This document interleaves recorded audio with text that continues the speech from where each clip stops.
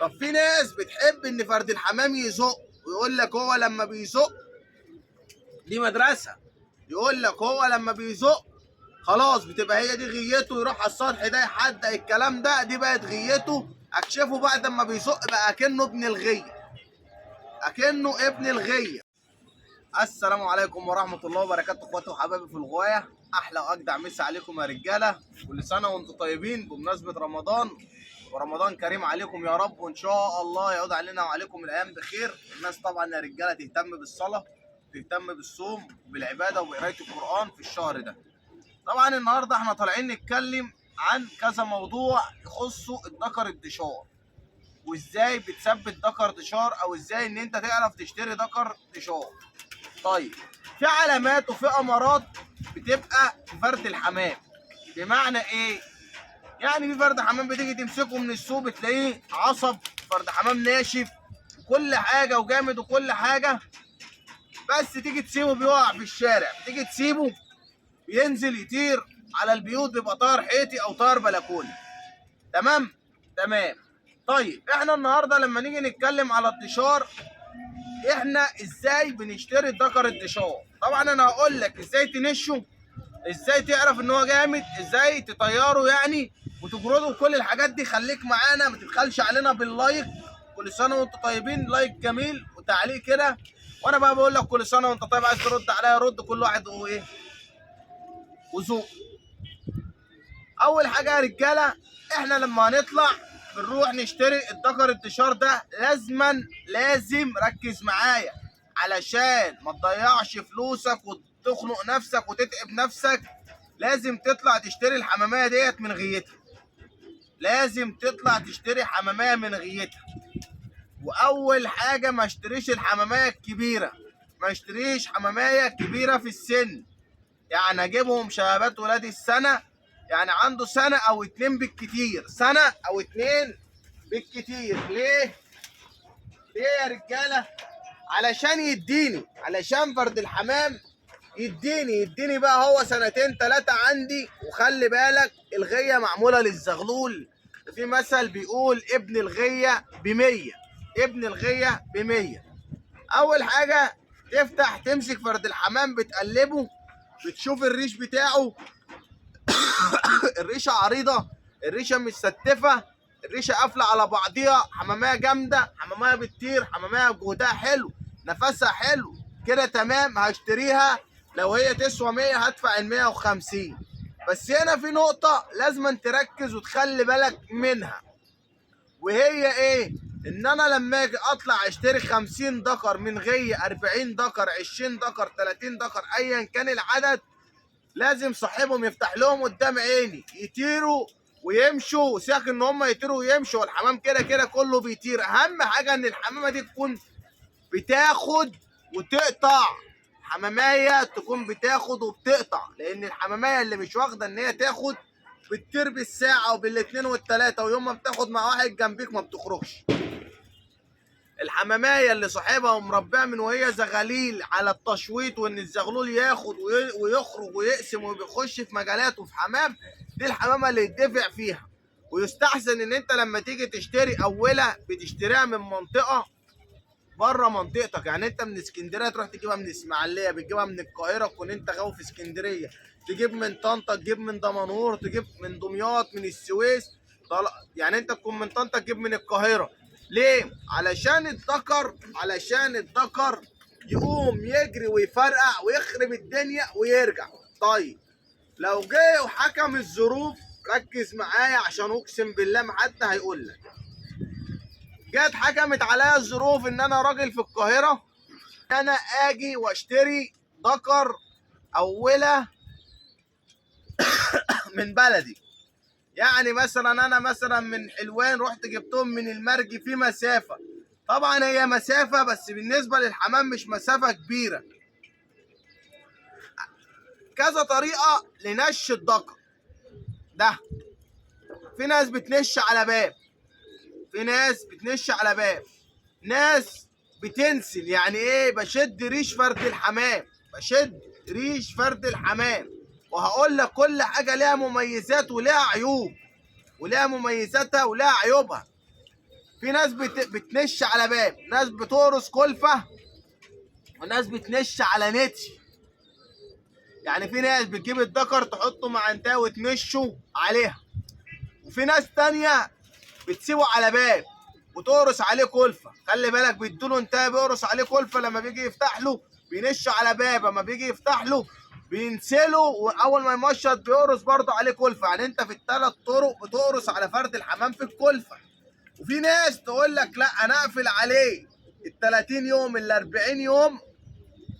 يعني هو هيتنسل هيقعد قد ايه منسول يا عم محمد في الارضيه؟ شهر. لا انا هشد شبكه العرق عليه الشهر ده واسيبه من غير ما انسله. ليه؟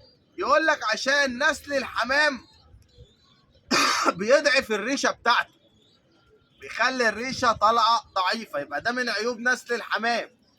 من عيوب نسل الحمام ان الريشه تطلع ضعيفه. من عيوب نسل الحمام ان في ريشه يطلع لافف. من عيوب نسل الحمام ان في حمام ريشه بيعجز، بيبقى ما فيهوش دم ولا اي حاجه وبتنسل والمسام بتاع الريش بيتقفل وبيعجز. طيب هل النسل ده ليه فايده؟ ليه فايده ان هو بيجري وبينشط الدوره الدمويه وبيخلي الريشه طالعه جديده. يعني لو الحمامه ريشه مبري مكسر يطلع، ده من مميزاته وده عيوب. طيب الجوع بتاع فرد الحمام ده ان انت بتقرص عليه في الكلفه، ده ليه عيب؟ ده اكبر عيب، ان فرد الحمام يا جدعان لو جري وما عرفش يرجع ما بيرجعش، مفيش بنزين يرجعه. فاحنا برضه دي برضه من ضمن الحاجات ده من ضمن عيوب.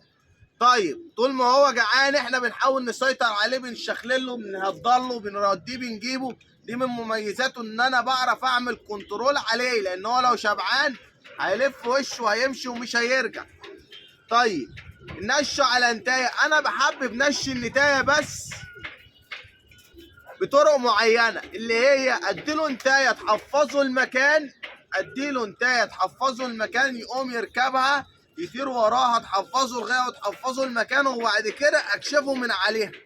طب في ناس بتحب ان فرد الحمام يزق، ويقول لك هو لما بيزق دي مدرسه، يقول لك هو لما بيزق خلاص بتبقى هي دي غيته، يروح على السطح ده يحدق الكلام ده، دي بقت غيته. اكشفه بعد ما بيزق بقى اكنه ابن الغيه، اكنه ابن الغيه وما يتضربش. وفي مدرسه تانية تقول لك لا انا اخد منه حصويتين واحطهم تحت قص حاضين وهو ما يزقش. ليه؟ يقول لك ان الزق بيوسع صدر فرد الحمام، بيخلي صدره عريض وبيقل من جهد فرد الحمام وبيخليه يكلف كتير، فبالتالي لما يجي يتحط في اوله يتعب ويتضرب علشان هيبقى نفسه قصير عشان جهده قل. انا بصراحه مع تجربتي من الحمام لا، يعني انا تجربتي مع الحمام بفرخ الذكر عش واخليه يزق العش ويطلع لي الزغلولين، وبعد كده بكشفه واحطه في بابه وادخله في الجرد والقلش والكلام ده ويخلص ويترمي. انا ما بشوفش الصراحه يعني اي حاجه، حتى هو لو صدره وسع عشان بيزقه بيحضر للخمير. هو خلي بالك كمان ان الذكوره ما بتحضرش الخمير، اللي بيزق الخمير النتي، الذكر بيبتدي يزق اول ما الزغلول يبتدي ان هو ياخد الذره السليمه. ما علينا ده مش موضوعنا يعني. طيب انا لو جنبيا ناس يعني انا لو غيتي في قلب منطقه شعبيه، هل يحبب نش الزغلول ولا نش الذكر؟ خلي بالك في منطقه لوحدك جنبك حمام ما جنبكش غيات، غيتك على طرف غيتك في القلب، الزغلول زغلول وابن الغيه ب100. ابن الغيه الزغلول اللي بيقوم صح ويشوط صح وتسيبه براحته وتديله ميعاده وتديله كلفته وتديله بابه، محدش بيعرف يضربه، محدش بيعرف يمسكه طالما انت مشيت معاه اصول. انما انت لو على حرف على جبل على ما اديتش الذكر انتشار حقه ان هو يقرر صح. ونسينا يا جدعان التطشير الاسكندراني، لان انا اصلا يعني ما بدشرش الكلام ده، اللي هو بنجيب قفص زي كده سلاكه برضه وبنحط على العرق عشان فرد الحمام او على البلكونه عشان فرد الحمام يقرر. انا ما بعترفش بيها او ما بحبهاش، بس هي برضه طريقه ناجحه ويعني وماشيه مع الناس دي، يعني دي طريقه وناجحه، دي برضه طرق النشر. فرد الحمام الجامد جامد هتروح هتشتريه من السوق، معلش في الكلمه رخيص، دمنه حنين، هتيجي تسيبه يبقى فرد حمام ضريبه وتضريب، والفرد اللي هيتضرب مره هيتضرب 100 مره، اقسم بالله. اتضرب لك فرد حمام بترميه في الاوله، ورحت جبته السنه دي وقعدته السنه وبيته مش عارفه يتسرق السنه الجايه هيتضرب. انا بكلمك بقى، انا راجل نشيش وراجل غاوي، هيتضرب. اللي اتضرب مره هيتضرب 1000 مره. في ناس هتيجي تقول لي احنا شاريين حمام ضريب منشينه، يا عم دي فلتات. انما احنا اما نطلع نجيب اولها، خلي بالك ممكن تطلع تشتري 30 واحده بيترموا وبياخدوا وبيخلصوا مع الجن ابن العفريت، وحمامه دماغ وعده وبص وكل حاجه، وتجيبها عندك تطلع حمامه خايبه تخيب بتتبرجل، حمامه مش مجالها مش غيتها مش دورتها. فانت دورك ان انت جبت حته حديده جامده، انت مش هتعرف تشكلها بس تعرف تنشفها، بمعنى الزغلول تعرف تشكله على مزاجك. الدكر اللي بتجيبه ده دكر جاهز بايدك، لو هو خايب تنصحه وتقرص عليه وتعرف تجرده صح وتحده صح وتقف قدامه وما تخافش على الحمام. طالما دورته وطالما صنعته وقررته من غيتك، اديله جرأه ودخله على الناس وعوده يدخل ويخرج، وبعد كده ابتدي ان انت مشيه.